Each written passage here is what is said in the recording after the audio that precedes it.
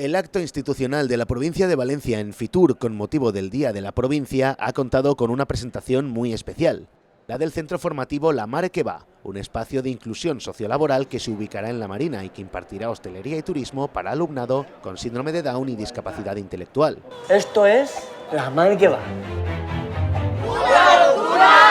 De proporciones gastronómicas. El presidente de la Diputación, Toni Gaspar, y el responsable de Valencia Turisme, Jordi Mayor, han participado junto a la Fundación Asindown en la presentación de uno de esos proyectos que producen una extraordinaria satisfacción, porque incluye una conciencia social que se traducirá no solo en la inserción sociolaboral de personas con grandes capacidades que debemos poner en valor, sino también en ofrecer una nueva visión de la discapacidad a la sociedad en general. Mare que va de muchas historias, de muchos chicos y chicas de la Fundación Asindown que lo que buscan son oportunidades. Pensamos que puede ser la puerta de entrada para Valencia, que enseñe cómo se trabaja el turismo y la hostelería en Valencia y sobre todo del que pueda salir mucha gente a trabajar, que de eso se trata, de que todas las usuarias y usuarios que tenemos en la entidad pues tengan su hueco en nuestra sociedad. Gracias a nosotros, desde el mundo de la hostelería, les vamos a dar visibilidad,